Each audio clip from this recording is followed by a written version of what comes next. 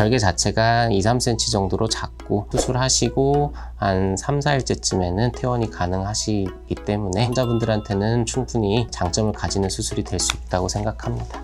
안녕하세요. 광명성회병원 척추외과 과장을 맡고 있는 오수현입니다. 척추 질환으로 인해서 고통스러워하시는 분들이 많으신데요. 오늘은 척추관 협착증에 대한 간단한 질환 소개와 더불어서 척추관 내시경 수술에 대해서 소개해드리는 시간을 갖도록 하겠습니다.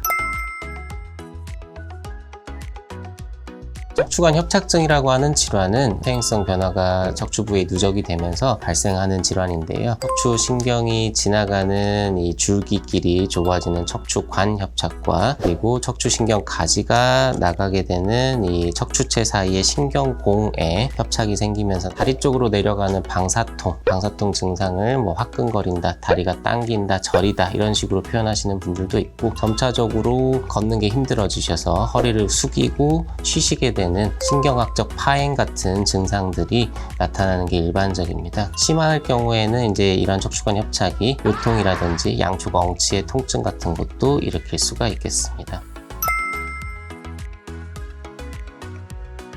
모든 분들이 다 수술적인 치료가 필요하신 건 아니고요. 보통 오시게 된 분들의 70-80% 정도는 약물이나 그리고 신경 주사 치료 같은 것들을 통해서 나아지실 수 있습니다. 다만 이제 이러한 약물이나 신경 주사 치료를 했음에도 불구하고 증상의 개선 효과가 없거나 하는 경우에는 수술 전 단계적으로 시술적인 치료 방법들도 있습니다.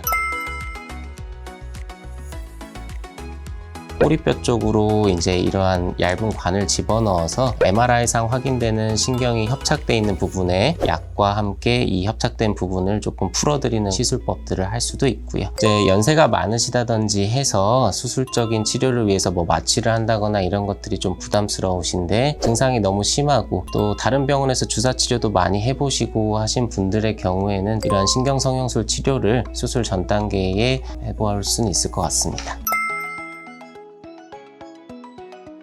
일반적으로 나사 박는 수술이라고 알고 계시는 이제 나사 고정 유압 수술 같은 경우에는 단순히 나사 고정만 하는 것은 아니고요. 이 절개를 조금 크게 연 다음에 척추 뒤쪽에서 이제 척추관을 좁게 만드는 여러 가지 뼈 조각이나 두터워진 인대 조직 같은 것들을 제거하고 앞쪽에서 척추 신경을 누르고 있는 디스크들도 모두 제거를 하는 겁니다. 그래서 신경이 눌릴 만한 모든 부분들을 다 제거를 한 다음에, 그렇게 되면 이 척추 자체가 이제 아무래도 흔들흔들하고 불안정해질 수 있기 때문에 이 디스크 부위에는 척추 뼈끼리 붙이는 데 도움이 되는 일종의 뼈통 같은 케이지라고 하는 걸 삽입하고요. 뒤쪽에서는 나사를 박아서 지지해 줄 수 있는 그런 구조물을 만들어주는 수술이라고 생각하시면 됩니다. 그 이외에 요즘 최근 곽광을 받고 있는 수술법에는 이제 척추 내시경 수술이 있는데요. 사실 내시경 수술을 모든 분들이 하실 수 있는 건 아니고, 척추관 협착증이 있으신 환자분들 중에 척추관의 불안정성이 크게 없는 분들의 경우에는 척추 내시경 기구를 한쪽에서 보면서 척추 주변의 여러 가지 조직들을 제거할 수 있는 기구를 삽입해서 안쪽을 자세히 살펴보면서 주변의 신경을 풀어드리는 수술을 하는 겁니다. 그래서 뼈를 좀 갈아내고 디스크라든지 여러 퇴행성 변화로 두터워진 조직들을 제거해서 신경이 지나가는 길을 넓혀드리는 수술을 할 수가 있고요. 내시경적 수술이 나사 고정 유압 수술에 비해서 조금 더 나은 점은 절개 자체가 2-3cm 정도로 작고 수술하시고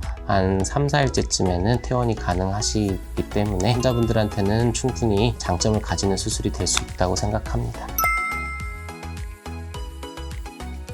우리가 보통 많이들 아파하시는 요추의 경우에는 구부리는 동작이나 비트는 동작을 많이 하시게 되면 아무래도 이제 척추에 가는 부담 자체가 많이 생기니까요. 쪼그려 앉아서 구부정하게 지내시거나 양반다리에서 바닥 생활 하시거나 하는 것들은 조금 피하시는 게 좋고요. 되도록이면은 등받이 있는 의자 같은 데서 좌식 생활 하시고, 평소에도 좀 영양 섭취도 잘 하시고 운동 같은 것도 꾸준히 하셔서 척추 주변에 있는 근육이나 이런 것들도 좀 탄탄하게 만들어서 척추 자체에 가는 부담을 좀 줄여주시는 거를 추천을 드립니다.